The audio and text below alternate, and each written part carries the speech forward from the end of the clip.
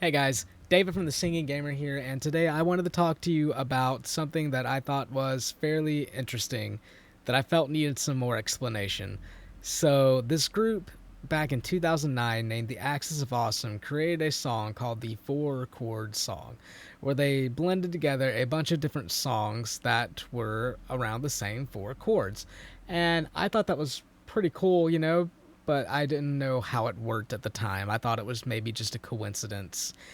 And then last week, this YouTuber that I love to follow named Rumi Official, which you should totally go check him out and subscribe to his channel and tell him I sent you, please. He made his song called the four chord song where he elaborated on it. Basically what he did was he made a whole new song around four chords, right? With a bunch of different music.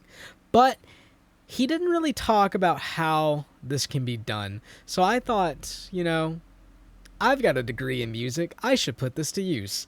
So I'm going to show you how this works. Alright guys, so I'm going to do my best to see if I can make this fairly simple for you, okay? What I want you to do is I want you to think of music in Roman numerals. I know that's complicated right now, but I promise I will make it make sense for you. Take a look here. So you've got C, D, E, F, G, A, and B, right? We are in the key of C right here. Basically, the way you can make music work is you can take every single song that you can think of, right?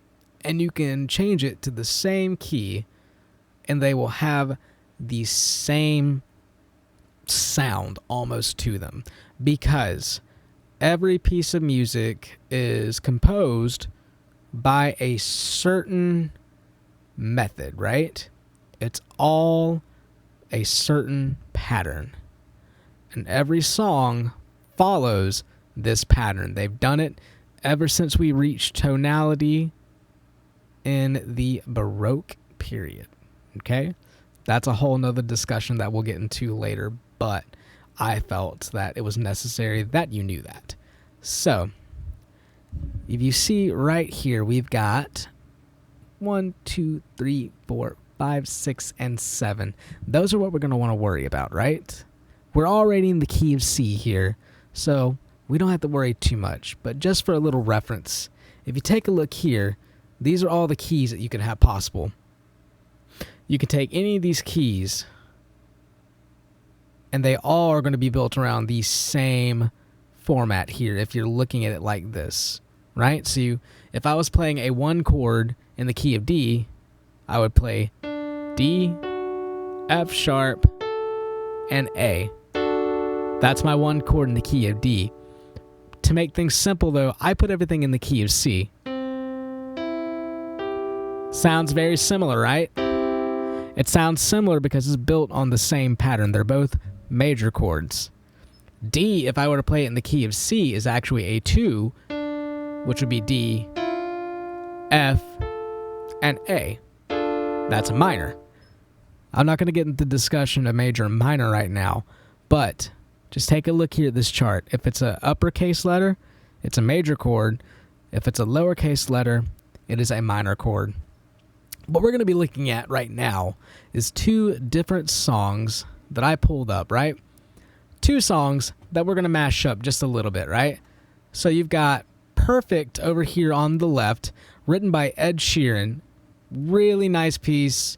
Very lovely. He did a great job. Ed Sheeran is a great composer. He really knows how to write his love songs. And if you look over here on the right, you've got Die a Happy Man by Thomas Rhett. Now, I know a lot of people are not really fans of country music, but Thomas Rhett does a fantastic job composing his music and just doing all this. And it's very sweet. He does it all for his wife. Every love song you listen to is about his wife, and it's nice. So what we're going to do now is I've already put them in a simple fashion, right? I've already transposed both of these songs into the key of C. So let's take a look right up here. You'll see the chords that are in the song. And I just went ahead and I pulled this up on Ultimate Guitar because it's a great little reference tool. So take a look here. I know Thomas Rhett's is a little bit more complicated. However, check and look at this. You have C, our 1 chord. You got A minor in both, which is our 6. You've got F, which is our 4 chord. And you've got G, which is our 5 chord. So take a look. I know over here he's got D minor, which would be our 2, and an F minor and a C. Excuse me. That right there, actually, you don't have to worry about too much. That F minor is just where, if I remember right, he's hitting the bridge.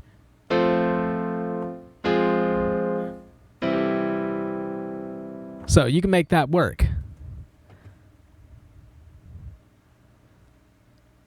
Okay, so I know that's adding an extra chord, but you can get away with not playing that chord, and it sounds pretty good. Okay, so let's take a look here. So we're not going to get too overly complicated into these songs. Just think of it like this, okay? You got C, F, A minor,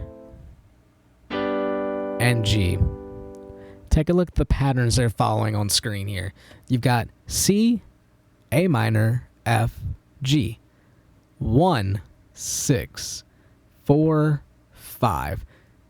And 5 back to 1. Now look over here. 1, 6, 4. Granted, yes, he does skip the 5, but he goes back to 1. He can do that because C is in the key of, or excuse me, C is in the chord. That's your F, okay?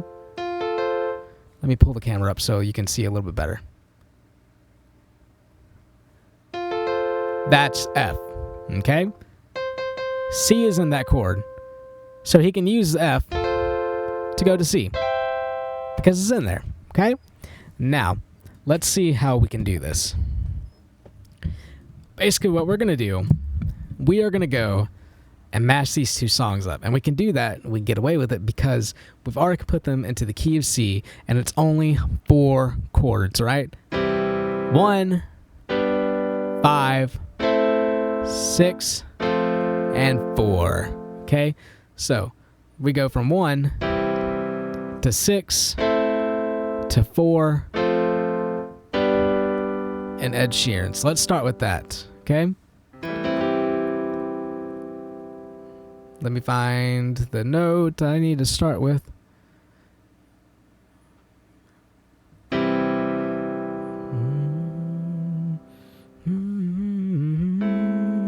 Okay. I found the love for me.